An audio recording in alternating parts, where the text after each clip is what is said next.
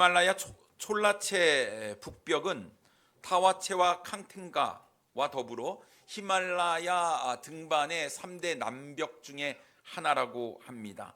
이 촐라체는 비록 6,000m대에 불과하지만 이 촐라체 북쪽에 있는 북벽에 있는 경우는 베이스 캠프에서 정상까지 1,500m나 되는 거대한 수직으로 형성된 빙벽이었기 때문에 매우 등반하기가 어렵다고 하지요. 2005년도 1월 16일 오전 11시 한국인 최초로 박정현 씨와 최강식 씨가 이 촐라체에 등정을 하게 되었습니다. 어렵게 정상에 오르고 난 후에 내려오게 되었는데, 이 하산하는 길에 이 최강식 씨가 그만 빙벽 사이의 틈, 크레바스라고 하는 곳으로 떨어지게 되었습니다. 근데 이 두 사람이 함께 살고 함께 죽기 위해서 보통 이제 이 등반을 할 때에는 끈으로 이렇게 서로를 묶고 가잖아요.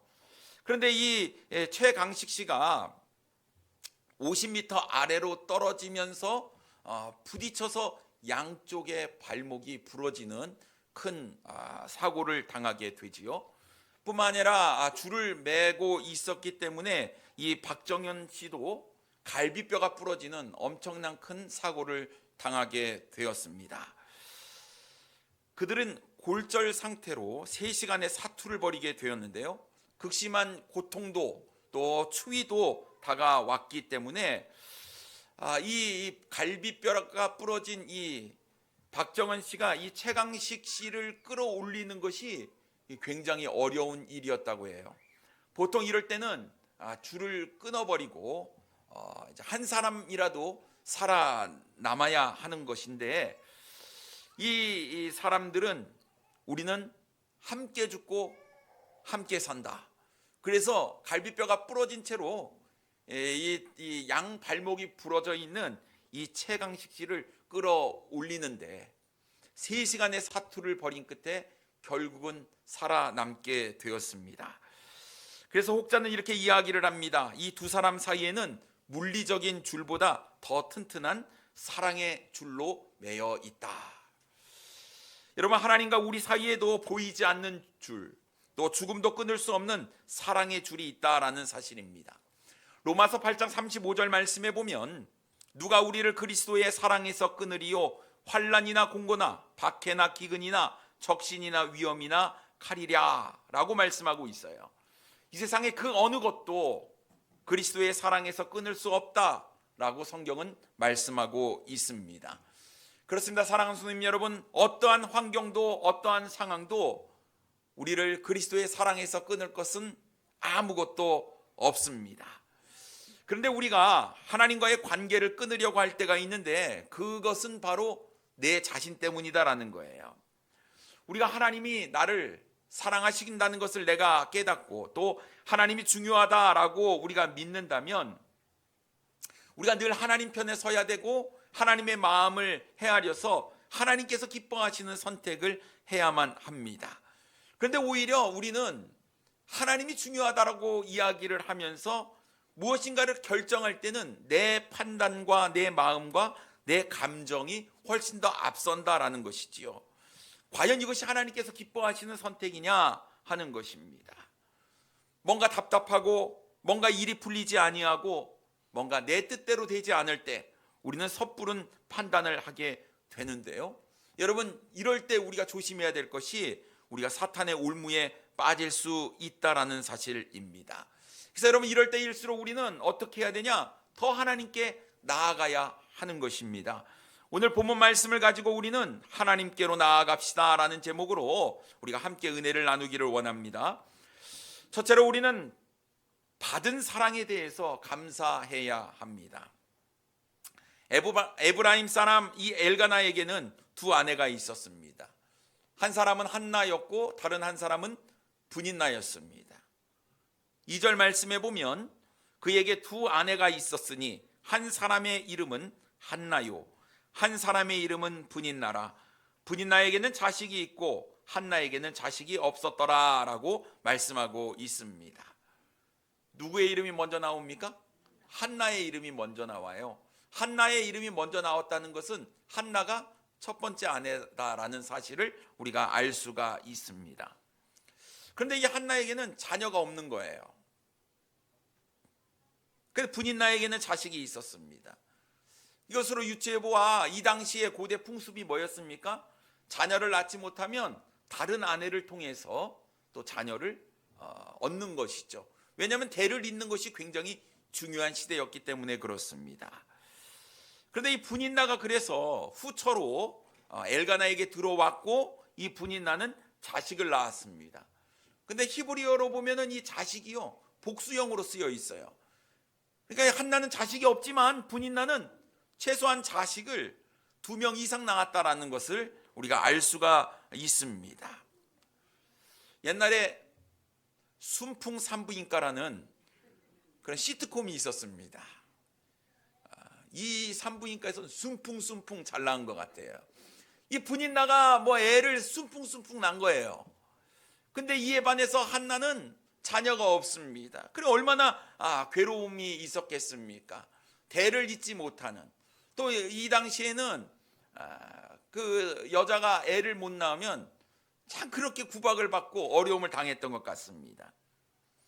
근데 이 엘가나의 가정은요 굉장히 신실한 믿음의 가정이었어요.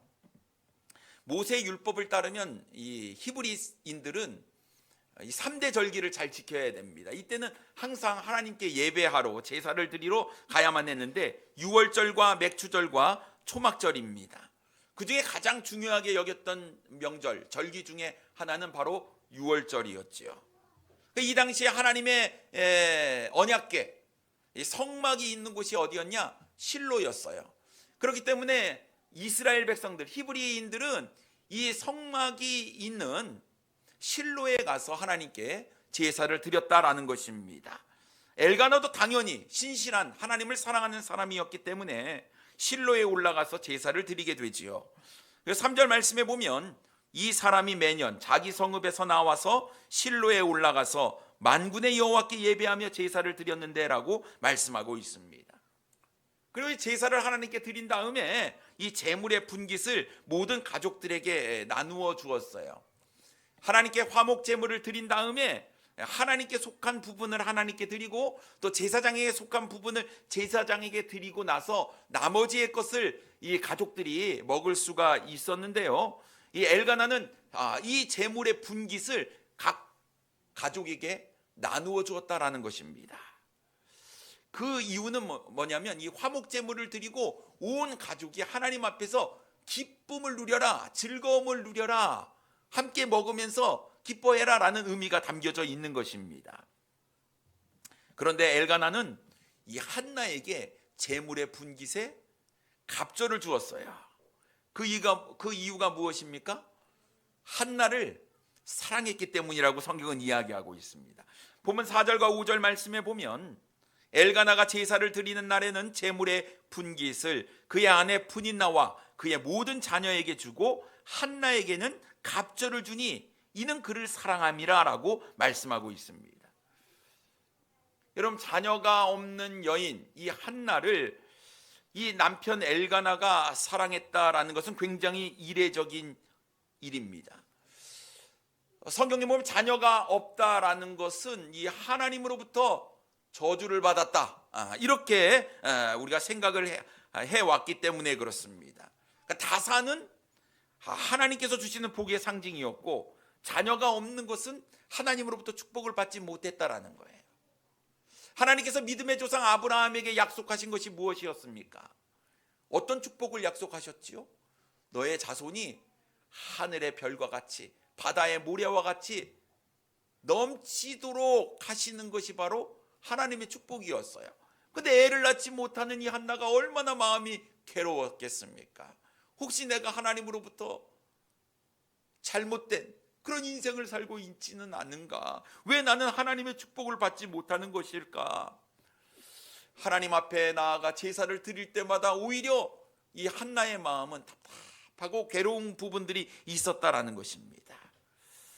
그런데 그럼에도 불구하고 엘가나가 한나를 사랑했다라는 것은 한나가 아이를 낳고 못 낳고의 문제가 아니라 그 한나 자체를 사랑한 거예요. 다른 이유가 없다라는 거예요.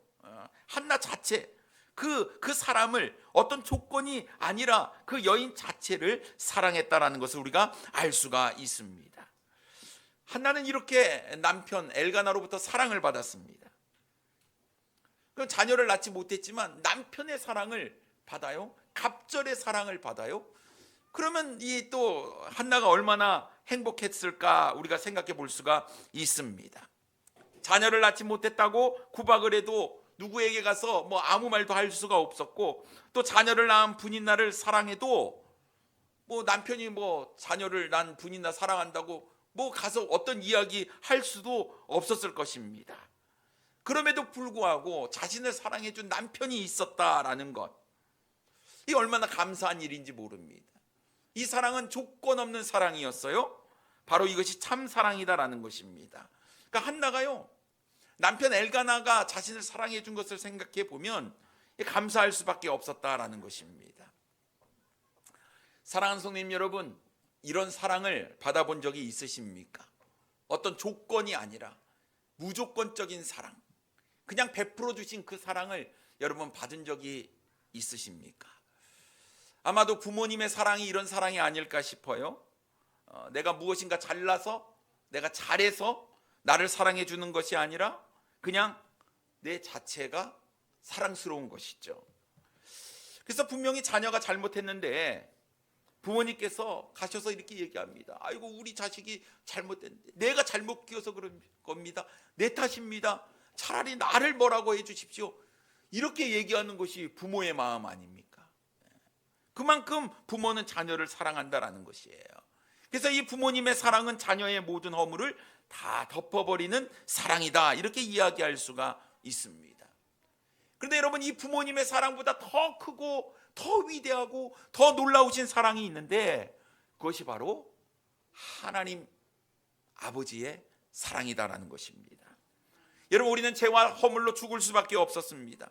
영원한 불못에 들어갈 수밖에 없는 존재였어요. 영원히 멸망을 받을 수밖에 없는 죄인이었습니다. 그런데 하나님께서 우리를 사랑해 주셨어요. 아무런 조건 없이 나를 사랑해 주신 것입니다. 내가 뭐 잘나서, 내가 하나님께 뭘 잘해서가 아니라 그냥 나를 사랑해 주신 거예요. 그래서 나를 살리기 위해, 나에게 영원한 생명을 주시기 위해 독생자 예수 그리스도를 이 땅에 보내주셨고, 이 놀라운 구원의 길을 예비하시고 그저 믿기만 하면 구원을 받는 이 놀랍고 위대한 사랑을 우리에게 보여주셨다라는 것입니다. 여러분, 이 하나님 아버지의 사랑을 여러분 받으셨습니까? 조건이 없는 무조건적인 이 아가페적인 사랑을 여러분 받으셨습니까? 그렇다고 한다면 여러분, 이 주님의 사랑에 우리는 감사하며 살아가고 있느냐 하는 것입니다. 잘난 것도 없고 가진 것도 없고 어쩌면 자격도 없는 우리를 하나님께서 그렇게 사랑해 주셨는데 나는 그 사랑을 매일매일 느끼며 하나님께 감사하며 살아가고 있느냐 하는 것입니다. 여러분, 주님께서 우리에게 베풀으신 이 귀한 고귀한 사랑을 잊지 않는, 그 주님의 은혜를 잊지 않는 우리 사랑하는 성도님들 되기를 원합니다.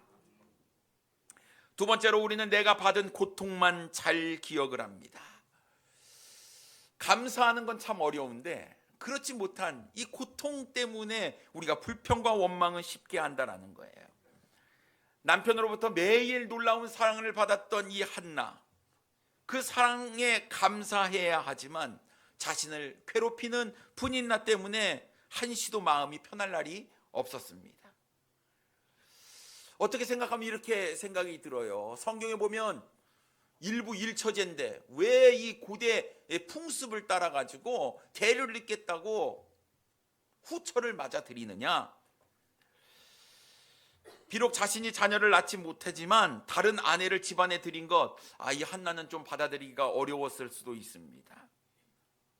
더구나 괴로운 것은 한 지붕 아래 살고 있는 이 분인나의 자녀들이 매일매일 눈앞에 있는 거예요. 나는 자녀를 낳지 못하고 있는데 자꾸 이 분인나는 숨풍 자꾸 이 자녀가 늘어나는 것이죠. 그러니까 이 한나가 얼마나 마음이 괴롭겠습니까? 남편이 자신의 처지를 이해하면서 갑절의 사랑을 베풀어 주었습니다만 참 그 감사함은 사라지고 나를 괴롭게 하는 그 일만 내 머릿속에 가득 찼다라는 것이에요. 그런데 여러분, 한나가 자녀를 낳지 못하는 것은 하나님의 뜻이었습니다. 왜냐하면 5절 마지막 부분이나 6절에 보면 하나님께서 그를 임신하지 못하게 하셨다고 말씀하고 있어요. 5절 후반부 보십시오. 그러나 여호와께서 그에게 임신하지 못하게 하시니 분명히 말씀하고 있습니다. 6절 말씀에 봐도 여호와께서 그에게 임신하지 못하게 하심으로 그의 적수인 분인나가 그를 심히 격분하게 하여 괴롭게 하더라라고 말씀하고 있습니다. 그러니까 한나가 애를 갖지 못한 것은 하나님의 뜻이었다라는 거예요. 하나님의 뜻이다. 이런 뜻은 나에게 없기를 바라죠. 그렇지 않습니까? 잘 되는 것만 있으면 좋겠는데, 그러니까 우리가 이 한 치 앞도 내다보지 못하는 어리석음이 우리에게 있는 것 같습니다. 이게 하나님의 뜻인지를 모르는 분인나는요, 자신은 자식을 낳았다며 위세를 부리고 한나를 모욕하고 비아냥거리며 그를 날마다 괴롭게 했습니다. 또 하나님의 뜻인지 모르는 이 한나도 분인나가 심히 자신을 격분케 만들자 많은 고통을 당하게 되지요. 만약 그것이 하나님의 뜻인 줄 알았다면 이건 하나님의 뜻이거든 이라고 이야기라도 할 수 있지 않았을까 생각을 하게 됩니다. 그런데 여러분, 우리가 잘 생각하지 않아서 그렇지 모든 것에는 다 하나님의 뜻이 있다라는 사실입니다. 우리가 그 뜻을 모르기 때문에 낙심하기도 하고 좌절하기도 하는 것이죠. 근데 여러분, 모를 때는 기도해야 됩니다. 나를 향한 하나님의 뜻이 무엇인지 내가 모를 때에는 하나님께 나아가 하나님의 뜻을 좀 알고 싶습니다. 나를 향하신 하나님의 뜻이 무엇입니까? 나를 향하신 하나님의 계획은 무엇입니까? 우리가 성급하게 반응하고 행동하는 것이 아니라 하나님께 나아가야 하는 것이지요. 근데 여러분, 성경에 보니까 일정 기간 동안 하나님께서 아이를 임신하지 못하게 했던 그런 사람들이 있어요. 여러분, 믿음의 조상이었던 아브라함의 아내 사라도 아브라함이 100세에 아들을 얻게 되었잖아요. 이삭의 아내 리브가도 마찬가지였습니다. 야곱의 아내 라헬도 마찬가지였어요. 삼손을 낳은 마노아의 아내도 마찬가지였습니다. 침례 요한을 낳은 사가랴의 아내 엘리사벳도 한동안 임신하지 못했어요. 그러다 그들은 하나님의 적극적인 섭리 가운데에 잉태하지 못하다가 나중에 자녀를 낳게 되었지요. 한나의 불임도 마찬가지였습니다. 이것은 하나님의 뜻이 거기에 담겨져 있었기 때문이었어요. 어떤 뜻이었냐? 영적으로 무너진 이 어두워진 이스라엘 백성들을 회복시키기 위한 하나님의 오묘하신 계획이 담겨져 있었다라는 사실입니다. 왜냐하면 한나가 낳은 아들이 누굽니까? 사무엘이에요. 위대한 선지자입니다. 하나님의 일을 감당하는, 하나님의 뜻을 전하는 하나님의 사람, 하나님의 일꾼으로 한나를 통해서 이 사무엘을 주셨다는 놀라운 사실을 우리는 나중에 알 수가 있는 것이죠. 그래서 여러분, 우리가 섣불리 행동하고 판단하는 것이 아니라 하나님께 늘 나아가 묻는 것이 우리에게 필요한 줄 믿습니다. 그런데 여러분, 문제는 분인나가 한나를 심히 격분하게 만들었다는 거예요. 분인나를 뭐라고 표현하고 있습니까? 적수라고 이렇게 표현하고 있습니다. 적수. 다시 말해서 원수다 이런 거예요. 원수. 한 지붕 아래 원수랑 같이 사는 거예요. 원수. 오늘날 여러분 혹시 집안에 원수랑 같이 살고 계십니까? 으이그 이 웬수야. 그런 분이 혹시 계십니까? 이게 보통 일이 아니에요. 얼마나 볼 때마다, 눈을 뜰 때마다 눈에 보이는 게 원수입니다. 원수. 적수예요. 괴롭습니다. 좀 안 봤으면 좋겠는데 아침부터 잘 때까지 계속 보이는 거예요. 눈앞에 할짱할짱 거리는데 한나가 너무나 마음이 괴로웠습니다. 또 분인나의 입장에서도 또 그런 것 같아요. 자녀도 낳지 못한 이 한나가 남편의 사랑을 독차지하는 겁니다. 자신이 자녀를 낳아서 남편에게 사랑을 받을 만한 자격이 있다고 생각을 하는데 자신은 사랑을 받지 못하는 거예요. 남편으로부터 사랑을 받고 싶으니까 어떻게 됩니까? 이 분인나도 더 한나를 괴롭게 만드는 거죠. 격분을 시켰다라는 것입니다. 특히 절기를 지키기 위해서 성막이 있는 실로에 올라갈 때마다 분인나는 한나를 더욱 격분케 만들었습니다. 왜 나와 내 자식들은 분깃만 주고 한나는 갑절을 주냐 이거예요. 못마땅하다라는 것입니다. 이때마다 분인나는 한나의 약점을 가지고 계속 공격을 했죠. 야, 남편의 사랑만 받으면 뭐하냐? 하나님께서 너를 저주하셔서 너에게 자식이 없는 거야. 너는 버림받은 사람이야. 계속 얘기를 하는 겁니다. 그러니 여러분, 하나님께 예배드리러 가는 이 절기를 때 기쁘고 즐거워야 되는데 이게 이제 콩가루 집안이 되는 겁니다. 아무도 기쁜 사람이 없는 거예요. 특히 한나는 분인나로 인해서 마음이 너무 괴로워서 울고 먹지도 않습니다. 7절 말씀에 보면 매년 한나가 여호와 집에 올라갈 때마다 남편이 그같이 하매 분인나가 그를 격분시키므로 그가 울고 먹지 아니하니라고 말씀하고 있습니다. 이것도 하루 이틀이죠. 계속 반복되니 한나가 마음이 너무 괴로워서 날마다 우는 거예요. 먹을 수도 없어요. 식음을 전폐했다라는 것입니다. 마음이 찢어지는 고통을 느꼈어요. 남편 엘가나는 괴로워하는 이 한나를 보고 이렇게 위로를 합니다. 8절 말씀에 보면 그의 남편 엘가나가 그에게 이르되 한나여 어찌하여 울며 어찌하여 먹지 아니하며 어찌하여 그대의 마음이 슬프냐? 내가 그대에게 10 아들보다 낫지 아니하냐? 이렇게 이야기를 했습니다. 안쓰러운 거예요. 남편이 보고 있는데 한나가 당하는 그 괴로움 아는 거예요. 어떻게 도와주고 싶은데 이거 도와줄 수 있는 방법이 없는 것입니다. 그래서 남편이 이야기하죠. 10명의 아들이 있어도 다 소용없다. 내가 있잖아. 내가 나에게는 당신이 제일 소중합니다. 당신밖에 없습니다. 그러니 슬퍼하지 말고 식음을 전폐하지 말고 괴로워하지 말고 나만 봐. 내가 있으니까. 이렇게 위로를 해준 거예요. 하지만 어떤 말도 한나에게 위로가 되지 않았습니다. 사랑하는 성님 여러분, 우리도 그렇지 아니합니까? 하나님께 받은 은혜는 너무나 쉽게 잊어버립니다. 그리고 섭섭한 것 하나 때문에 하나님을 원망하고 불평하지요. 지금까지 베풀어 주신 놀라운 은혜가 많이 있는데 사실 우리의 삶의 괴로운 문제 하나 때문에 하나님을 잊어버리는 거예요. 그러면서 이야기합니다. 하나님 나에게 해준 게 뭐가 있냐고. 나에게 은혜를 베풀어 주신 것이 뭐가 있냐며 우리는 하나님께 불평과 원망을 쏟아내지요. 그러나 여러분 생각해 보시기 바랍니다. 지금 내가 이 자리에 있는 것, 내가 숨을 쉬는 것, 이 모든 것이 다 하나님의 은혜가 아닐까요? 내가 받은 하나님의 은혜를요, 우리가 살면서 겪었던 하나님의 놀라운 축복과 은혜를 생각해 보면 우리는 어쩌면 셀 수도 없이 수많은 것들을 우리가 이야기할 수 있게 된다는 것입니다.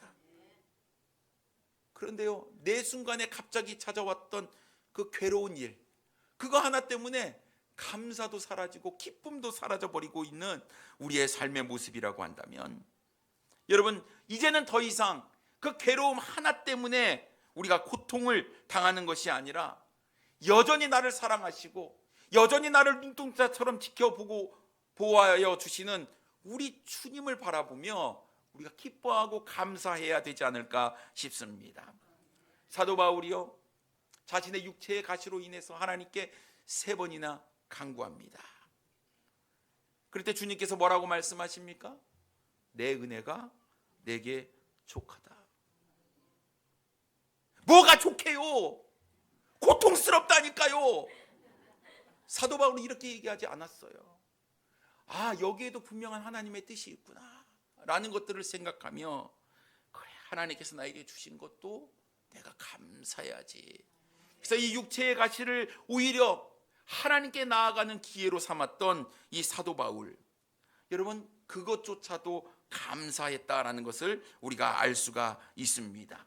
그러면 하나님께서 지금까지 나에게 베풀어 주신 그 사랑이 얼마나 큰지, 내가 얼마나 큰 사랑을 받았는지, 지금 내가 당하는 고통도, 지금 내가 당하는 시련도, 이것도 다 하나님의 은혜요, 하나님의 계획 가운데 있다는 것을 우리가 깨닫고, 여러분, 우리의 마음을 온전히 하나님께 드리는, 하나님께 나아가는 우리 사랑하는 성도님들이 되기를 원합니다. 세 번째로, 우리는 내가 겪는 상황을 통해서 하나님의 마음을 헤아려야 합니다. 여러분이 한나가요, 괴로움을 해결할 수 있는 아주 간단한 방법이 있었어요. 이건 아주 고전적인 방법입니다. 여러분, 이 사라가 자식이 없으니까 자신의 종이었던 하가를 아브라함에게 주지요. 그래서 아들을 낳게 됩니다. 근데 이 하가를 통해서 사라가 계속 고통을 받아요. 그래서 어떡합니까? 아브라함에게 내쫓으라 얘기를 했어요. 그래서 또 아브라함이 또 하갈과 그의 아들 이스마엘을 내쫓게 되잖아요. 고전적인 방법이 있어요. 같은 지붕 아래 이 왼수를 내쫓는 방법은 너무나 쉬웠어요. 왜냐하면 자기가 사랑을 독차지하고 있는 거 아니겠습니까? 엘가나한테 얘기해서 쫓아내요. 나를 사랑한다면 쫓아내요. 이렇게 얘기하면 너무나 쉬웠다라는 것이죠. 그런데 이 효과적이고 강력한 방법이 있음에도 불구하고 한나는 이런 야비한 방법을 사용하지 않았습니다. 이것은 너무나 세상적인 방법이었죠. 누군가 상처를 입고 누군가 아픔을 겪어야 하는 것입니다.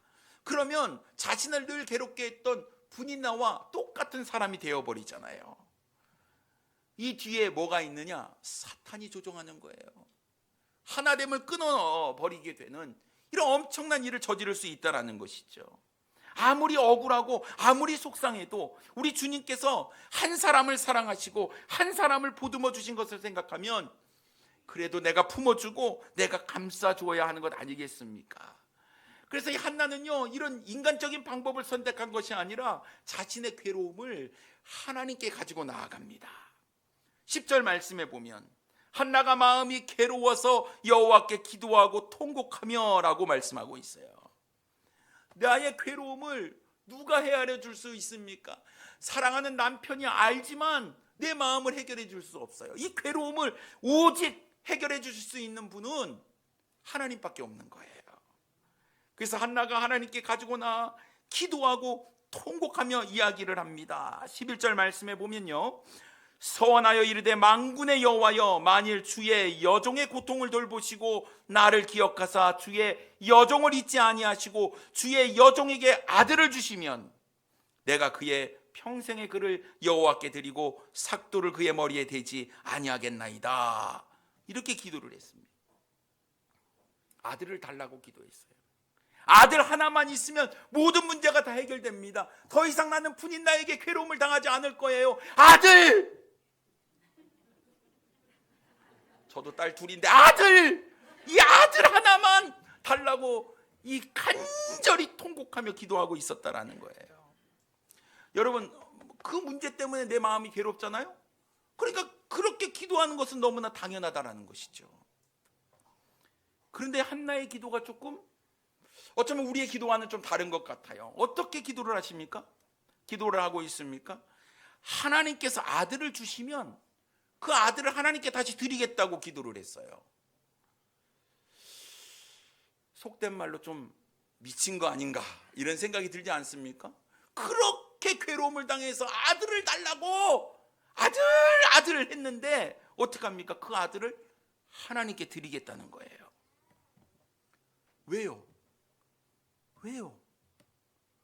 한나가요, 하나님께 나아가 간절히 그 고통 속에서, 괴로움 속에서 기도를 했는데, 기도를 하다가 하나님의 뜻을 발견한 거예요. 하나님의 뜻. 그 하나님의 뜻이 무엇인가? 여러분, 이 시대가 말씀이 끊어진 시대, 말씀이 희귀하던 시대였습니다. 영적으로 어두운 시대였어요. 사사기 시대 이후로 사람들이 자기 멋대로, 자기 소견에 오른 대로 행동을 했습니다. 그래서 사사기 21장 25절 말씀에 보면 그때에 이스라엘의 왕이 없으므로 사람이 각기 자기의 소견에 오른 대로 행하였더라, 이를 말씀하고 있습니다. 심지어 하나님의 마음을 헤아리는 사람도 한 명도 없었어요. 한나의 이야기를 하고 있는데 3절 후반부에 보면 이상한 이야기가 툭 들어옵니다. 그 얘기가 뭐냐면 엘리의 두 아들 홈니와 비느하스가 여호와의 제사장으로 거기에 있었더라라고 말씀하고 있어요. 왜 갑자기 한나의 이야기를 하면서 이 홈니와 비느하스의 이야기가 들어왔느냐 하는 것입니다. 이 당시의 상황을 말해주기 위해서요. 여기에는 힌트가 담겨져 있습니다. 그러면 여러분, 홈니와 비느하스가 어떤 사람이었습니까? 사무엘상 2장 12절 말씀에 보면 엘리의 아들들은 행실이 나빠 여호와를 알지 못하더라라고 말씀하고 있어요. 그들은 하나님의 제사장이었음에도 불구하고 행실이 나빴습니다. 하나님께 제사를 드리고 난 후에 제사장은 제물의 고기를 먹을 수가 있는데 아직 기름을 떼내어 태우지도 않은 날 것을 그들은 취해서 먹어버렸고 회막에서 수종드는 여인들과 동침도 했습니다. 마치 하나님의 언약궤를 부적처럼 생각해서 블레셋과의 전투 가운데 언약궤만 가지고 나아가면 내가 승리할 수 있겠다라는 이런 미신적인 우상 숭배의 모습도 그들에게 있었다라는 사실이지요. 제사장의 상태가 이 정도였으니 이스라엘 백성이 얼마나 영적으로 타락했는지 우리가 잘 알 수가 있는 것입니다. 그렇다면 영적으로 암흑과 같은 이 시대 가운데에 하나님께서도 하나님의 일을 감당할 수 있는 하나님의 일꾼을 찾고 계셨어요. 한나의 마음과 하나님의 마음이 통했다, 이렇게 우리가 볼 수가 있습니다. 한나가 처음에는 자녀가 없어서 하나님께 고통스럽다고 토로하다가 하나님의 마음을 알게 된 거예요. 나도 자식이 필요한데 우리 하나님도 자식이 필요하구나. 하나님의 일을 할 수 있는 사람이 필요하구나. 그것이 바로 나를 통해서 낳은 그 아이를 통해서 하나님께서 이루시기를 원한다라는 이 놀라운 하나님의 뜻을 깨닫게 된 것이었죠. 그래서 한나는 기도의 제목을 바꿨습니다. 아들을 주시면 그 아들을 내가 하나님께 드리겠습니다. 여러분, 그렇게 해서 주신 아들이 누구라고요? 사무엘이에요. 사무엘. 하나님은 이 사무엘을 통해서 영적으로 어두웠던 이스라엘에 하나님의 말씀을 전하게 하시고 사울과 다윗에게 기름 부음을 주게 하시고 놀랍고 위대한 하나님의 사람으로 이 사무엘을 썼습니다. 여러분, 이후에 하나님께서 이 한나를 얼마나 축복해 주신 줄 아십니까? 사무엘상 2장 21절 말씀에 보면 여호와께서 한나를 돌보시사 그로 하여금 임신하여 세 아들과 두 딸을 낳게 하셨고 아이 사무엘은 여호와 앞에서 자라니라. 아들 하나. 그런데 사무엘 빼고 어떻게 해요? 세 아들 주셨네. 세 아들. 그리고 두 딸도 주셨네. 두 딸도요. 여러분, 자녀를 낳지 못한다고 무시당하고 멸시당하고 손가락질을 받았던 이 한나가 사무엘 외에도 세 아들과 두 딸을 낳게 되었으니 얼마나 큰 축복입니까? 다시는 분인나가 자녀를 못 낳는다고 괴롭게 하지 않았다라는 거예요. 괴롭게 할 수가 없었다라는 것이죠. 여러분, 하나님의 마음을 헤아리고 하나님의 뜻에 순종했을 때 하나님도 기쁨을 받으시고 한나도 기쁨을 누릴 수 있었다라는 사실입니다. 사랑하는 선생님 여러분, 우리는 일반적으로 하나님을 사랑한다고 이야기를 하고 하나님의 뜻에 따르겠다고 하면서도 우리는 결국 내 마음대로 내 생각대로 결정하고 내 판단대로 살아가지 않습니까? 어떤 이야기를 해도 듣지 않습니다. 내 상황이 더 중요하고 내 감정이 더 중요합니다. 한나처럼 아무리 많은 사랑을 받아도 그 사랑을 감사하지 못하고 기억하지 못하고 오히려 지금 내가 받은 고통 때문에 괴로워하는 것이 우리의 인생인데, 여러분, 아직 우리의 인생은 끝나지 않았고 나를 향하신 하나님의 놀라운 계획은 여전히 지금 진행 중에 있다는 사실을 여러분 기억하시길 바랍니다. 왜 나에게 이런 괴로움이 있는가? 왜 하나님께서 나에게 이런 상황을 만들어 주셨는가? 여러분, 하나님의 뜻이 있다. 하나님의 뜻이 있다는 사실을 여러분 기억하시고 나를 통해서 나를 빚으셔서 하나님의 위대한 일을 이루시기 위함이다라는 사실을 여러분 깨달을 수 있기를 바랍니다. 우리가 어떻게 해야 됩니까? 마음이 괴롭고 어렵고 힘들면 우리가 하나님께 나아가야 돼요. 그래야 하나님의 뜻을 발견하게 되는 것입니다. 아들 하나가 아니라, 아들 하나뿐만 아니라 세 아들과 두 딸의 놀라운 축복이 하나님께서 우리에게 예비해 놓으신 놀라운 은혜와 축복인 줄 믿습니다. 여러분, 어떠한 상황 가운데서도 주님 붙잡고 주님께 나아가시는 우리 사랑하는 성도님들 되기를 원합니다. 기도하겠습니다.